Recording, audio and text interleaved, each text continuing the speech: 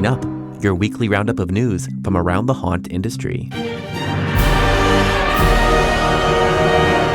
Welcome to the show. I'm Philip. On the HAN show, we bring you the haunt news, information, and education you need to prepare for Halloween. On Tuesdays, we bring you a roundup of news from haunts worldwide. Read more about these stories and so much more in our free weekly newsletter. Subscribe at the link in the show notes. And as always, for the news roundup, I'm passing it off to Daryl.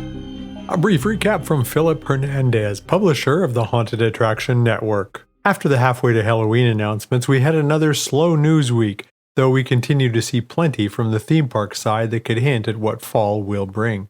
United Parks' Q1 2026 earnings continued a trend we've seen for several quarters. Attendance and revenue were down.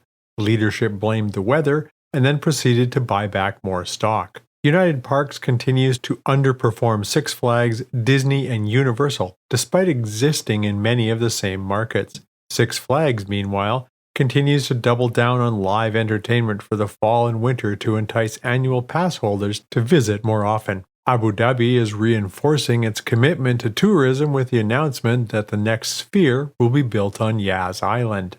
Opening in 2029 at a cost of $1.7 billion, the venue will seat 20,000 guests. Last week I attended IAAPA Honors and my biggest takeaway was something I saw last year, F&B as narrative. From LA Haunted Hayride's Cider Mill to Scarehouse Windsor's dinner experiences, and from all the haunts with hidden bars to those experimenting with the concept, we're seeing more haunts explore it. I expect to see more haunts weaving food into the narrative of the simple reason that it works. Guests are buying experiences from us, and food has to be part of that experience, not separate from it. Also this week, Derry Halloween restructures its annual program after the closure of its longtime carnival partner. The Midwest Haunters Convention released its initial exhibitor list of nearly 100 vendors, and Haunters Toolbox is hosting a session on legal pitfalls in haunt hiring. Here's what you need to know this week.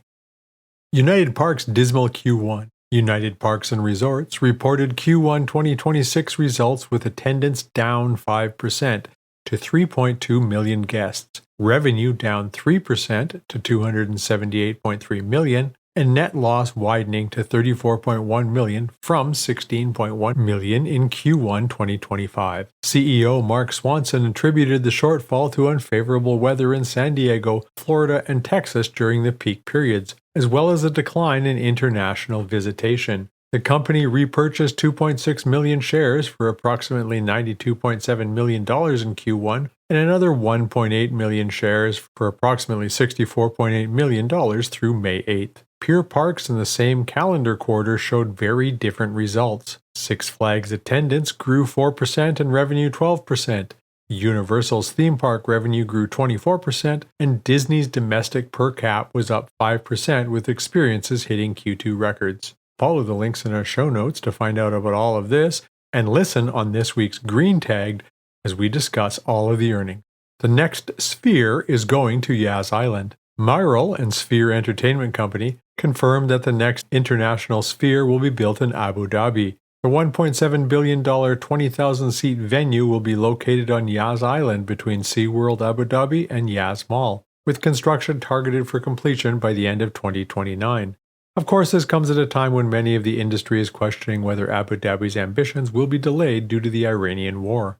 Strategically, it seems to be a perfect fit. Cluster the venue with everything else that already draws people in, so the underwriting isn't betting on the building alone. Whether the Sphere format ports without the Vegas residency economics is a real question, but the CN Traveler ME write-up reads like Myral is treating it as a flagship attraction, not a concert venue with a hospitality side pitch.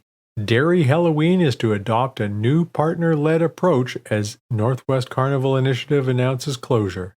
Derry Halloween from Londonderry, UK, will adopt a new approach to their annual Halloween festivities after longtime partner Northwest Carnival Initiative, NWCI, has announced that it will be unable to fulfill its current service level agreement. In a statement, the NWCI cited several issues that factored into their decision, including the withdrawal of intellectual property consent for props and costumes, the scale and complexity of the event's upcoming 40th anniversary program, and the significant lead-in time required for delivery.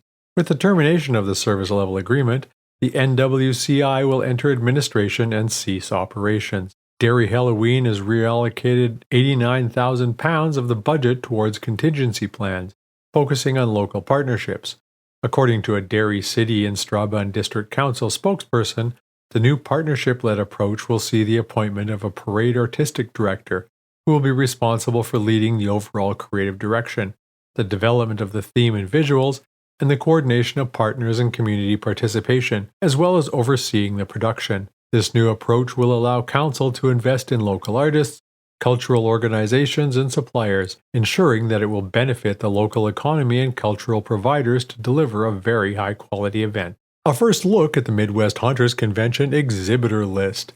The Midwest Hunters Convention from Rosemont, Illinois, has announced that their initial exhibitor list of nearly 100 vendors is available. Be sure to check back often as more companies will be added in the coming days. Midwest Hunters Convention takes place June 6th and 7th at the Donald E. Stevens Convention Center, with pre-con haunt tours on June 4th and 5th. Open to the public, MHC features a lively show floor, educational programming, hands-on learning lab, makeup wars, zombie walk, costume party, and more. Tickets are on sale now, starting from $40 to $50 for single-day show floor access, $65 for Saturday and Sunday show floor access, and $230 for the weekend pass, including Friday and Saturday show floor access, all 1-hour seminars, and the Saturday night party. In education news, Haunters Toolbox presents Inhuman Resources, Avoiding Legal Horror and Haunt Hiring. Haunters Toolbox is hosting a live Q&A session with Dave Ferrier of Fear School and Justin Blackburn of Sithon.io on Tuesday, June 16th at 5:30 p.m. Pacific Daylight Time. This session draws on real-world haunt hiring and training experience to help haunters avoid legal or high-risk questions on their job applications. Attendees must be members of the Haunters Toolbox Facebook group to join. Some upcoming events this May through July of 2026. ScareCon in the UK from May 18th to 20th. Monsterpalooza in Pasadena, California, May 29th through 31st. Midwest Haunters Convention in Rosemont, Illinois, June 6th and 7th. And the Texas Haunters Convention in Irving, Texas, July 18th and 19th. And that's all for the news this week. Today's episode was produced by me, Philip Hernandez, with reporting by Daryl Plunkey, post-production by David Swope. This Haunt News Update is a production of the Haunted Attraction Network, and you can sign up to our weekly newsletter at hauntedattractionnetwork.com. Support for this episode comes from Gantom Lighting and Controls. Until next time, Haunters, stay scary. This is a Haunted Attraction Network production.